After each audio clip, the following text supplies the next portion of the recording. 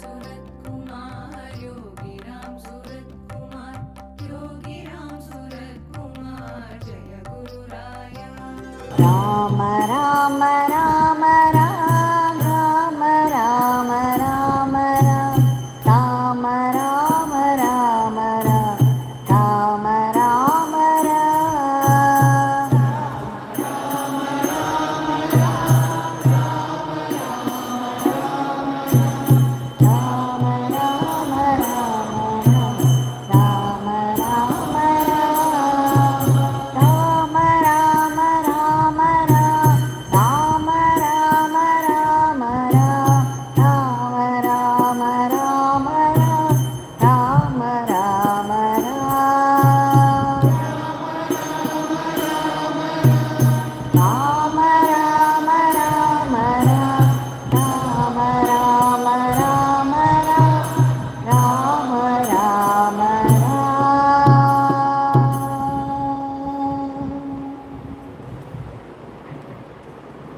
Bhagwan ki Yogi Ramsuratkumar ki jai.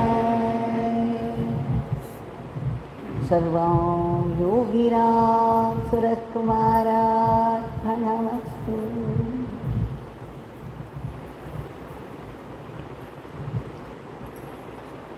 Once again,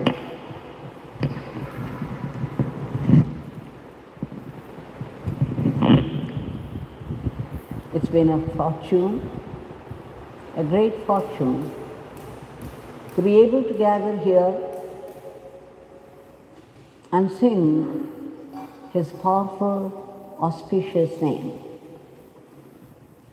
Let's celebrate His grace and keep the lamp of inspiration burning all the time. We have offered gratefully all the Nama lotuses at the holy feet of Bhagwan. And before we submit our today's prayer, we shall see what Swami Sitaram Das Ji has to say about certain aspects of Nama chanting. Now we've been seeing, and what Bhagwan has already said, that chanting the name sharpens one's brain. Chanting the name keeps one alert, always wakeful. And chanting the name pleases God. And when you please God, God becomes so happy. And if you want to be happy in life, you have to make God happy. So Bhagwan was saying, chanting His name makes God very happy. And it makes one sattvic. As you keep on chanting the name more and more and more, our anger becomes less, jealousy becomes less, the competitive spirit becomes less, our fear, insecurity becomes less, and all of our desires drop off one after the other. The desires for the worldly objects. With the result, the egoistic projection becomes less and less, and you become humble, and you begin to accept things as God-given. No matter what happens, whatever life brings to you, be it a joy or sorrow, you slowly learn to accept it as a blessing from God. So these are the benefits that many of us, have also been experiencing by chanting the name. Now Sitaram Das Ji says that when we do actions, what we call karma, he says keep chanting the name. Chanting the name of God while doing actions, karmas, especially dhanam, gifting something to someone, and observing vratas, regimen, and doing sacrifices, fire sacrifices, puja, visiting the pilgrimage centers, all that. Even swadhyaya, that is reading the scriptural books. Whatever you do, if you back it up with the chanting of the name, he says the action comes alive. Can you believe it? The Nama chanting, whatever you do with chanting the name, you make that action meaningful, alive. He says, any action, even social service, without accompanying the action with the thought of God, would not have any life in it. Meaning, very soon you would develop ego over it, and some block or the other, or even the slightest provocation, would stop it altogether.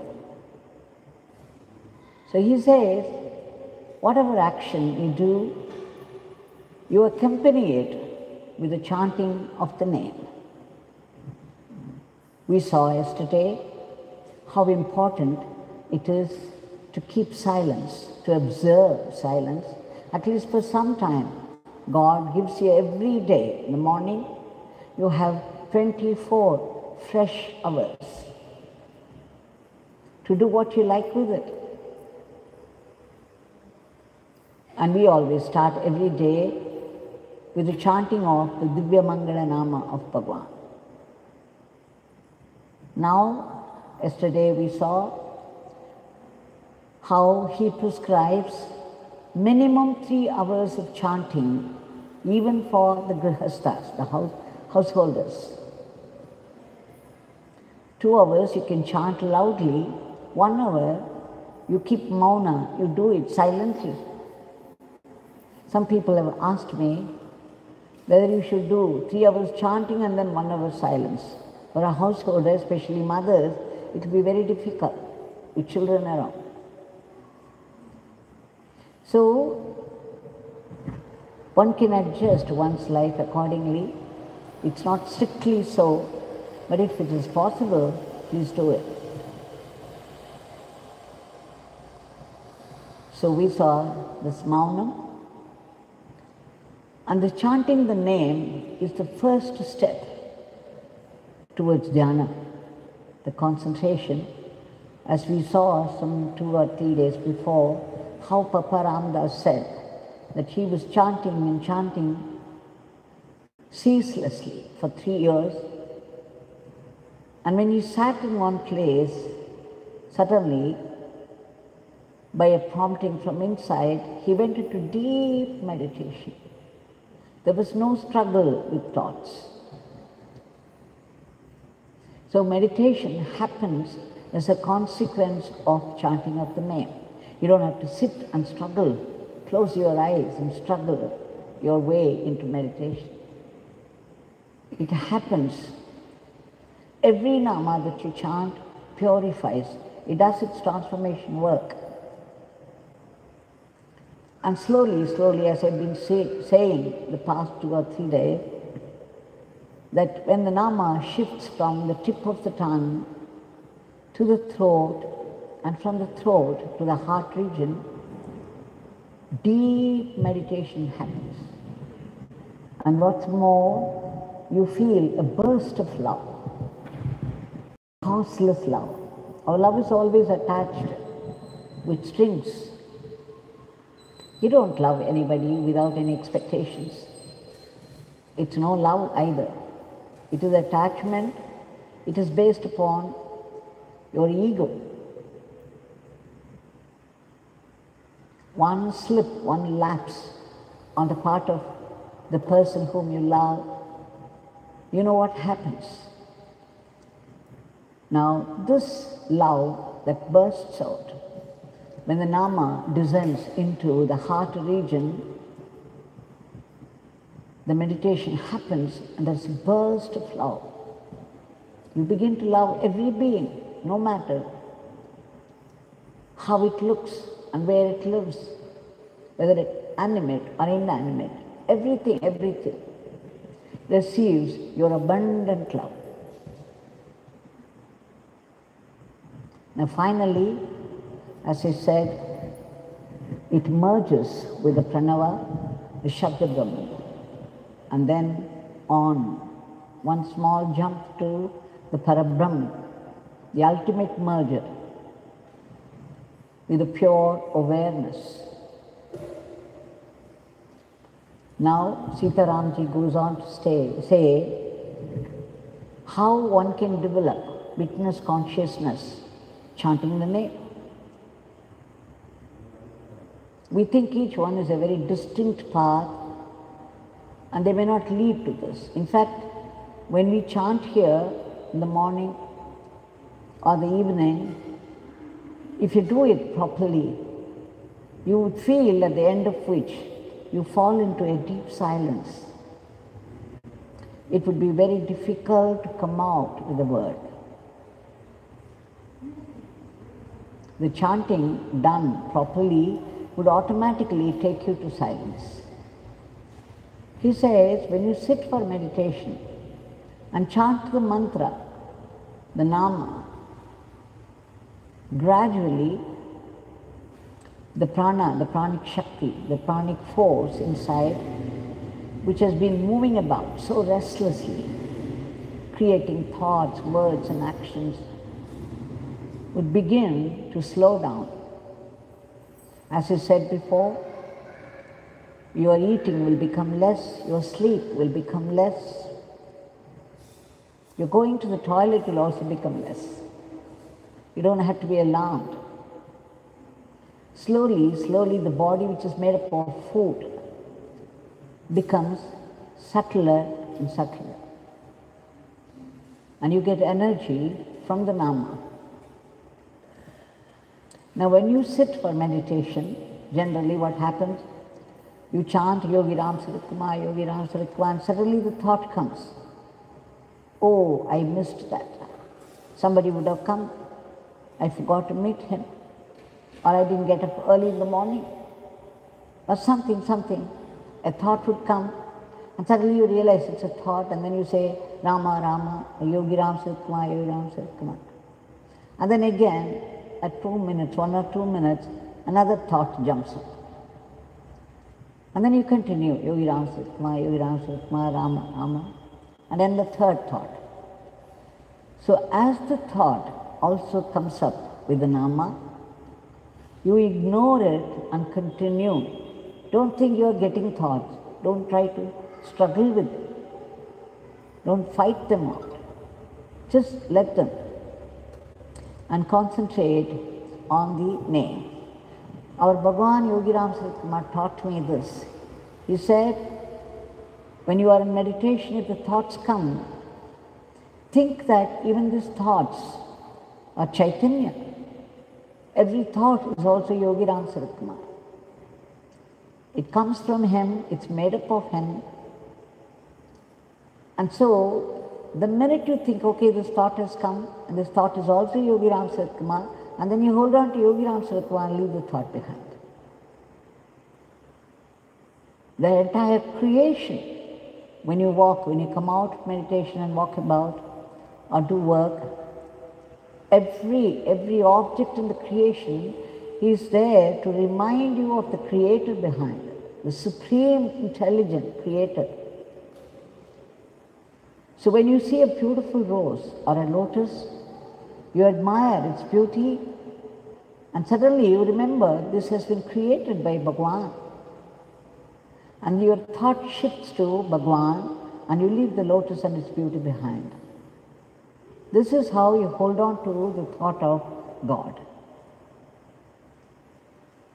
And there, Sitaram says that when the thoughts come, punctuated by the Nama, just ignore and go ahead with the Nama, and soon you will see these thoughts come and disappear, and they become less and less.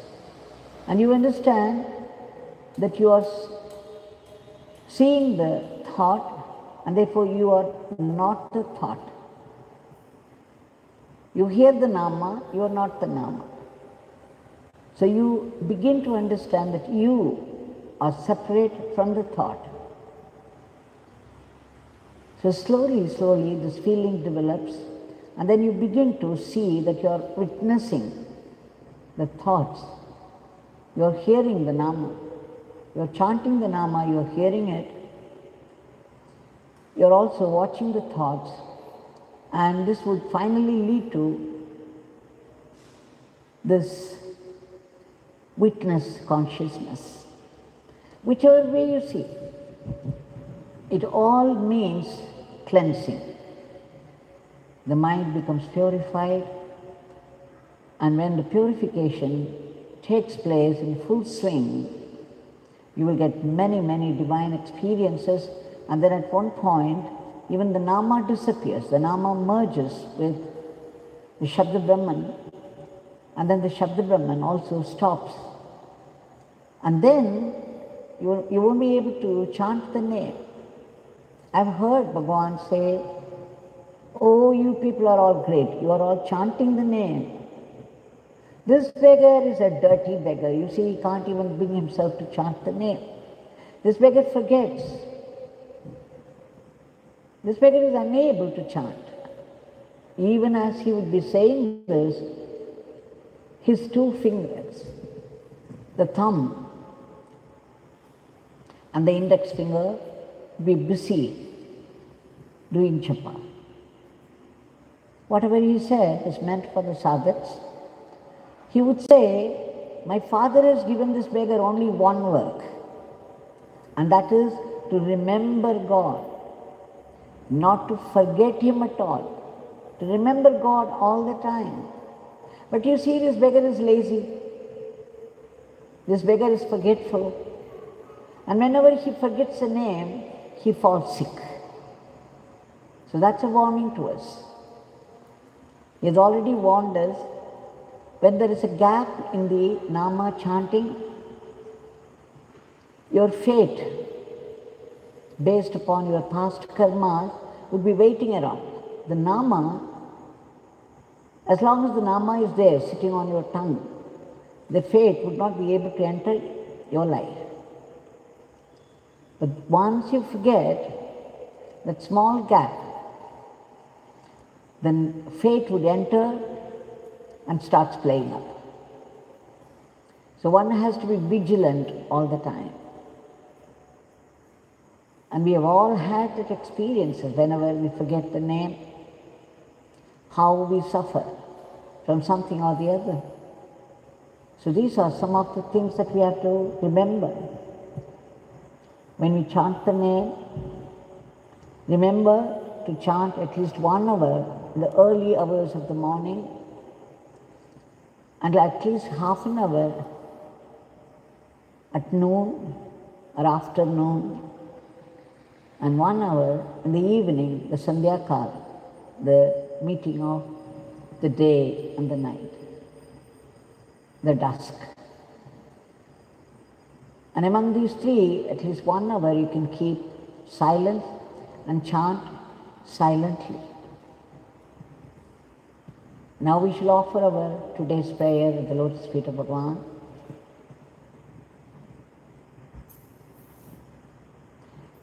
Okay.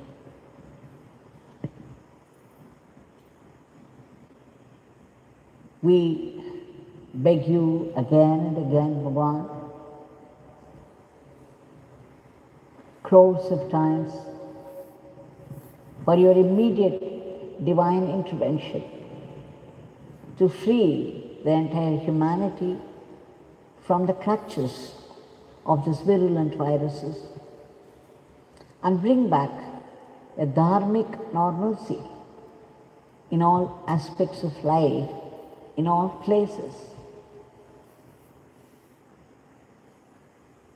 We pranam to you again and again with our appeal to wipe out all the negativities from the hearts of people. Now when you say pranam, I remember Swami Sitaram Das Ji saying it's pranamam, means pranamam,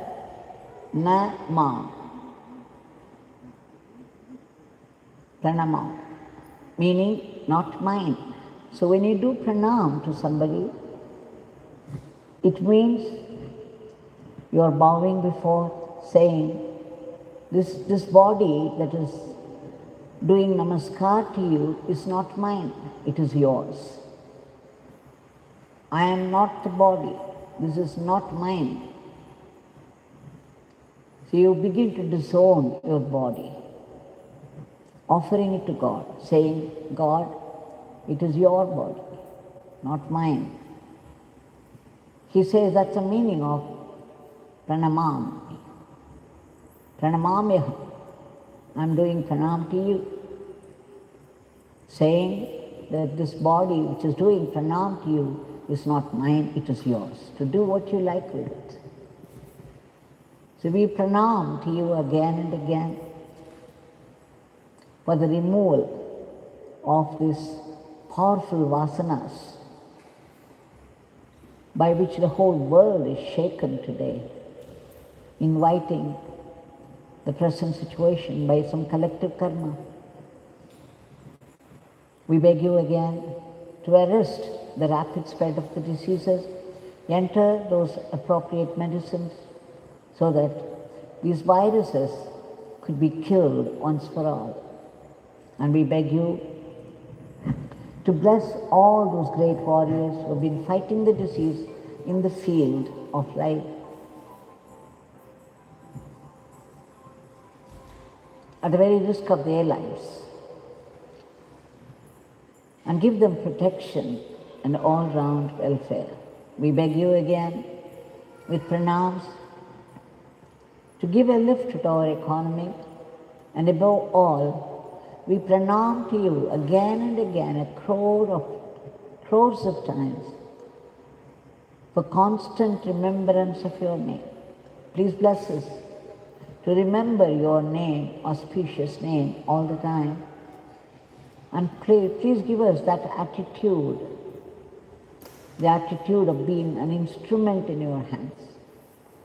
We are already instruments, but then we are not aware of it. So give us that awareness that we are only instruments in your hands, and we beg you to make us good instruments in your hands so that we could offer our everyday life at your feet. And Bhagwan, finally, we seek that ultimate grace, the supreme blessing,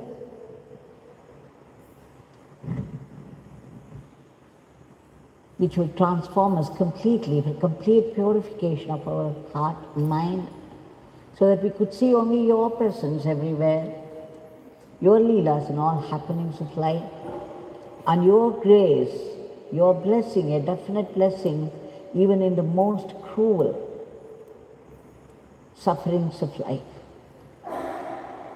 We seek that eternal living, and soon at that. Jai Yogi Ramsuratkumar.